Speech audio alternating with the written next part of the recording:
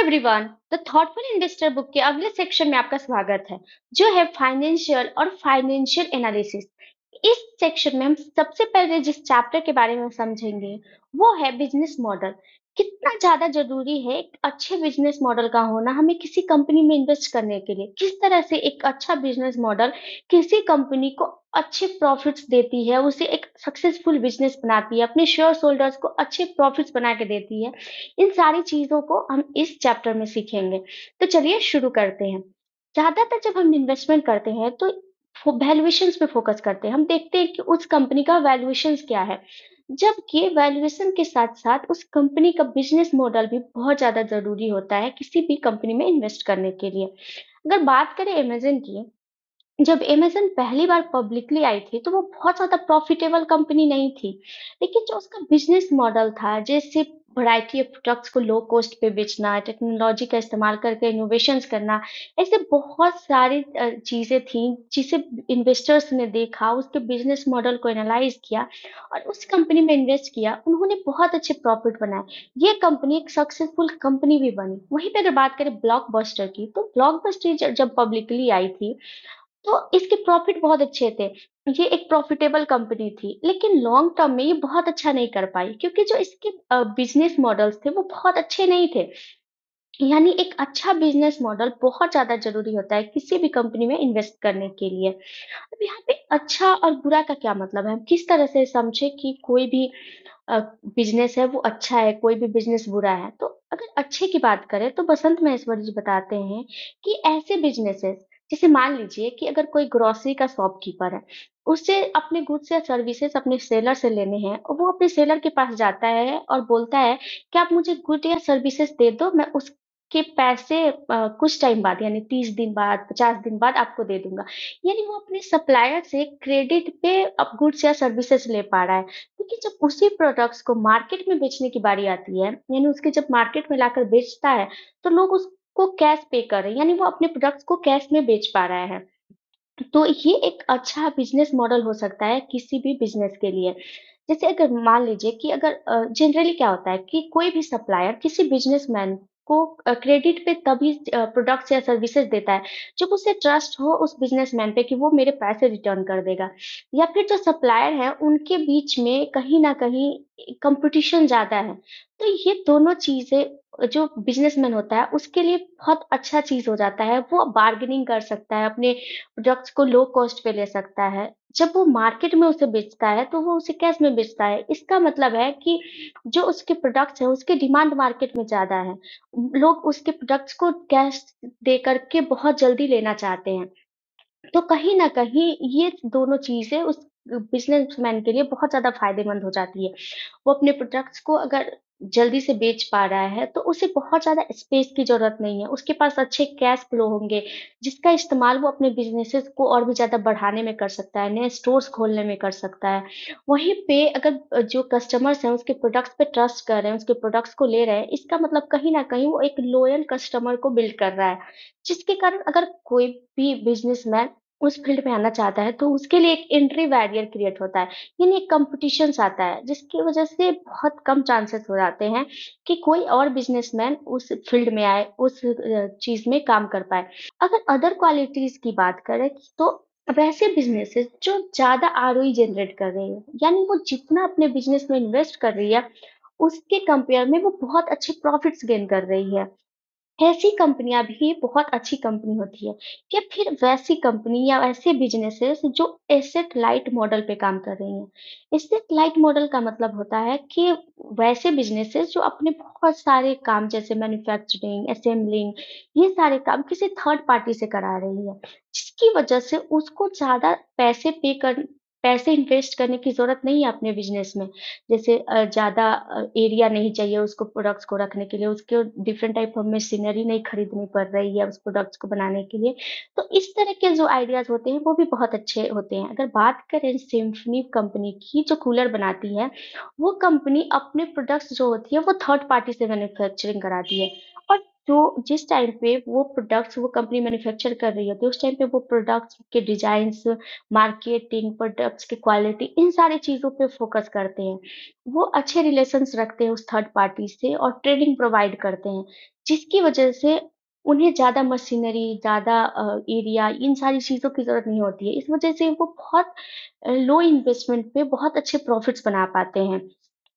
और जब वो उस प्रोडक्ट्स को मार्केट में बेचते हैं, तो वो उसे कैश में बेचते हैं। लेकिन जब वो थर्ड पार्टी से प्रोडक्ट्स को लेते हैं, तो वहाँ पे क्रेडिट पे भी काम हो जाता है क्योंकि वो ज़्यादातर चीज़ें उनसे मैन्युफैक्चर करा रहे हैं, तो वो क्रेडिट के थ्रू भी उन चीज़ों को करा पाते हैं। यानी अगर लो एसेट मॉडल पे काम करता है कोई भी कंपनी या कोई भी बिज़नेस, तो वो बहुत अच्छा प्रॉफिट गेन करता है, ज़्यादा आरओई जनरेट कर पाता है। तो ये सारी बहुत सारी क्वालिटीज़ होती हैं बिज़नेसेस में जिसको समझ करके, जान करके हम अच्छा इन्वेस्टमेंट कर सकते हैं।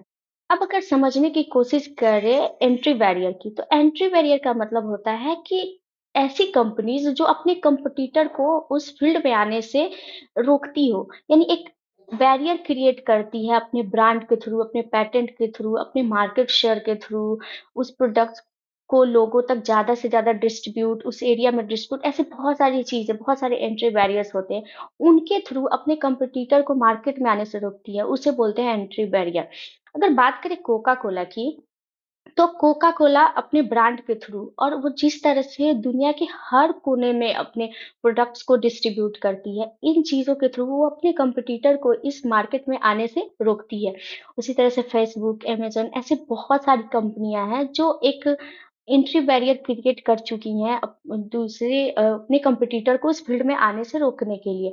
तो एंट्री बैरियर भी बहुत ज़्यादा इम्पोर्टेंट होता है किसी भी कंपनी को ग्रो करने के लिए, किसी भी कंपनी को बहुत अच्छा करने के लिए। अब जो आगे बात करते हैं ब्रांड, ब्रांड भी एक एंट्री बैरियर है। मतलब अगर किसी कंपनी का ब्रांड बहुत ज़्यादा फेमस है, तो उस फील्ड में कोई और कंपनी अगर आना चाहती है, तो उसके लिए बहुत मुश्किल हो जाता है। अब ब्रांड किस तरह से बनता है? अगर बात करें कि ब्रांड रातों-रात कभी नहीं बनता। ब्रांड बनाने के लिए कंपनी को बहुत मेहनत करना पड़ता है। बहुत टाइम तक अच्छे प्रोडक्ट्स, अच्छे सर्विसेज़ लोगों तक पहुँचाने पड़ते हैं। बहुत ज़्यादा इनोवेशंस करना पड़ता है अपने प्रोडक्ट्स को अपने कस्टमर के माइंड तक पहुँचना पड़ता है, यानी माइंड शेयर करना पड़ता है कस्टमर का। उसके बाद ही कोई कंपनी एक अच्छा ब्रांड बना पाती है।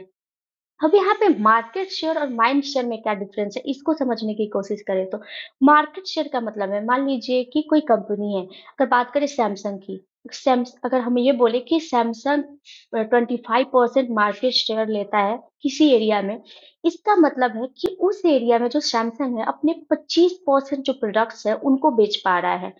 जैसे यूनिलीवर की बात करें कि यूनिलीवर 50% मार्केट शेयर लेता है इंडिया में, यानी इंडिया में वो अपने 50% जो प्रोडक्ट्स हैं उनको बेच पा रहा है। तो ये होता है मार्केट शेयर। लेकिन माइंड शेयर की बात करें तो माइंड शेयर का मतलब होता है कि कोई प्रोडक्ट कितना लोगों को याद रह पा रहा है। यानी कोई प्रोडक्ट इस तरह से अपना छाप छोड़ता है या इस तरह से लोगों के दिमाग पे आता है कि लोग उसे याद कर पाते हैं। उसके प्राइसेज़ में फ्लक्चुएशंस हो, उसके प्राइस बढ़े, घटे, वो हर चीज़ को लोग नोटिस कर पा रहे हैं, उसको याद कर रहे हैं। तो ये होता है माइंड शेयर। जैसे अगर बात करें कि जब हम बात करते हैं किसी चीज़ की फ़ोटोकॉपी करने की, तो हम कहते हैं ज़ेरॉक्स कर दो, जबकि ज़ेरॉक्स एक कंपनी है जो फ़ोटोकॉपी के लिए फ़ेमस है। तो किस तरह से ज़ेरॉक्स हमारे माइंड पे एक असर दिए, जो हमें याद रहता है, जैसे कैडबरी हो गया। उसी तरह से अगर बात करें और जब हमें कुछ सर्च करना होता है, तो हम ये नहीं कहते कि सर्च कर लो, जनरली हम कहते हैं गूगल कर लो। तो ये सारी कंपनियाँ हमारे माइंड पे इस तरह से छाप छोड़ती हैं कि हमें वो चीज़ें याद रहती हैं, हम उसको नहीं भूलते हैं। अगर उसमें थोड़ा भी फ्लक्चुएशंस होता है, उसके प्राइसेज़ में, किसी भी चीज़ में, तो हम उसको नोटिस करते हैं, नए प्रोडक्ट्स आते हैं उस कंपनी के तो भी हम नोटिस करते हैं। यानी इनको ज़्यादा एडवर्टाइज़मेंट की ज़रूरत नहीं होती है।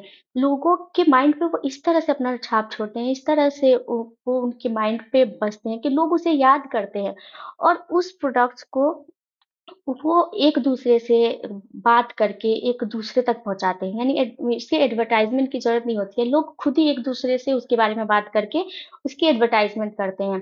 जैसे अगर मान करें जब हम बात करते हैं कि स्मार्टफ़ोन की तो सबसे पहला दिमाग में आता है एप्पल। तो ये सारी ऐसी कंपनियाँ हैं जो माइंडशेयर को बहुत ज़्यादा कवर करती हैं। बहुत ज़्यादा कवर करती हैं लोगों के दिमाग पे उसका असर डालने के लिए अपने प्रोडक्ट्स की क्वालिटीज़ की वजह से, अपने प्रोडक्ट्स के अलग-अलग वैरायटी की वजह से, बहुत सारी ऐसी अलग-अलग इनोवेशंस करके लोगों के माइंड शेयर को कवर करती हैं। अगर मार्केट शेयर की बात करें, तो जब कोई कंपनी किसी भी एरिया का अगर ज़्यादा मार्केट शेयर कवर कर रही है, यानी कि वो कंपनी ज़्यादा रेवेन्यू ग्रोथ करती है, ज़्यादा प्रॉफिट बनाती है। अब समझने की कोशिश करते हैं कि किस तरह से एक कंपनी 1 यूनिट में अपने रॉ मटेरियल्स को खरीदती है, जैसे पाउंड या किलोग्राम में, और उसे जब प्रोडक्ट्स में बेचती है, तो उसे पीसेस में बेचती है और अच्छा प्रॉफिट गेन करती है। जैसे अगर बात करें फार्मा कंपनी की, तो जब वो अपने रॉ मटेरियल्स को खरीदती है, तो उसे बल्क में खरीदती है, लेकिन जब उस अपने प्रोडक्ट्स को बेचती है तो उसे डोजेज़ में या पिल्स में बेचती है। वैसे है पिज़्ज़ा कंपनी जो है वो भी जब रॉ मटेरियल्स को खरीदती है, तो बहुत ही ज़्यादा बल्क में खरीदती है, लेकिन उसे स्लाइसेस में बेचती है जिससे अच्छा प्रॉफिट बना रही है। यानी ऐसी कंपनीज़ जो अपने जो भी प्रोडक्ट्स हैं, उसे बहुत ज़्यादा हाई प्राइस पे बेच रही है, यानी जितनी ज़्यादा उसकी लागत है उसके कंपेयर में ज़्यादा प्राइस पे बेच पा रही है। और साथ ही साथ वो कंपनी ग्रो भी कर रही है। तो ये कंपनी भी बहुत अच्छी कंपनी मानी जाती है। बसंत महेश्वरी जी बताते हैं कि ऐसी कंपनी जो सक्षम है अपने प्रोडक्ट्स को हाई प्राइस पे बेचने के लिए, यानी जितना उसकी लागत हो रही है उसके कंपेयर में वो बहुत ज़्यादा प्रॉफिट लेकर के और बेच रही है, और साथ ही साथ वो कंपनी ग्रो कर रही है। इसका मतलब है या तो उस कंपनी का ब्रांड वैल्यू है, इसके पास पेटेंट है, या कुछ क्वालिटीज़ है जिसकी वजह से ये वो लॉन्ग टर्म तक कर पा रही है। तो बसंत महसोई जी कहते हैं ऐसी कंपनियाँ जो होती हैं वो मल्टी बैगर्स कंपनियाँ भी बन सकती हैं। अब इसमें क्या होता है, मान लीजिए कोई कंपनी है, वो कंपनी ₹40 या ₹50 लगा रही है उस प्रोडक्ट्स को बनाने में, यानी उसको ₹40-50 के रॉ मटेरियल्स लग रहे हैं, लेकिन सेम प्रोडक्ट्स को वो ₹100 में बेच रही है, यानी वो बहुत अच्छा ग्रोथ कर रही है। ऐसी बहुत सारी कंपनियाँ हैं, जैसे एप्पल, अमेज़न, ऐसी बहुत सारी कोका कोला, ये सारी कंपनियाँ हाई ग्रॉस मार्जिन पे काम करती हैं। अब हाई ग्रॉस मार्जिन क्या है, इसको हम अगले चैप्टर में डिटेल में समझेंगे जब हम फाइनेंशियल मैट्रिक्स को एक-एक करके समझेंगे तब। अब समझते हैं कि पेटेंट क्या होता है, किस तरह से पेटेंट किसी कंपनी को हेल्प करता है। मान लीजिए कोई फार्मा की कंपनी है, वो बहुत टाइम तक रिसर्च करने के बाद कोई ड्रग्स बनाती है। जब वो ड्रग्स बनाती है, तो उसपे वो अब गवर्नमेंट से कुछ टाइम के लिए पेटेंट लेती है। पेटेंट का मतलब होता है कि जो भी ड्रग्स वो बनाई है, उस ड्रग्स को कोई और कंपनी बना नहीं सकती है, या फिर उस ड्रग्स को वो कोई और कंपनी बेच नहीं सकती है बिना उसके परमिशंस के। तो ऐसे पेटेंट्स को वो गवर्नमेंट से लेती है, जो कुछ टाइम के लिए लेती है, और उस टाइम पे उस ड्रग्स को हाई प्राइस पे बेचती है। यानी जितना ज़्यादा उसका लागत लगा है, उसके कंपेयर में उस ड्रग्स को हाई प्राइस पे बेचती है। इसकी वजह से उस कंपनी को बहुत अच्छा ग्रोथ मिलता है। यानी हाई ग्रोथ मार्जिन हो गया, या फिर हाई प्राइसिंग हो गई, या फिर गवर्नमेंट के पेटेंट्स हो गए, ब्रांड हो गए, ये सारी चीज़ें बहुत इम्पोर्टेंट हो जाती है किसी कंपनी के लिए, किसी बिज़नेस के लिए। अगर ये सारी चीज़ें किसी कंपनी में है, तो वो एक एंट्री बैरियर क्रिएट करती है। इसके अलावा और भी बहुत सारी चीज़ें हैं एक बिज़नेस मॉडल को समझने के लिए। चूँकि ये वीडियो बहुत ज़्यादा लंबा हो रहा है, इसलिए बाकी के जो भी चीज़ें हैं, जो भी क्राइटेरिया है, जो भी एक गुड बिज़नेस में होनी चाहिए, बैड बिज़नेसेस में होनी चाहिए, वो सारी चीज़ों को हम अगले वीडियो में डिस्कस करेंगे।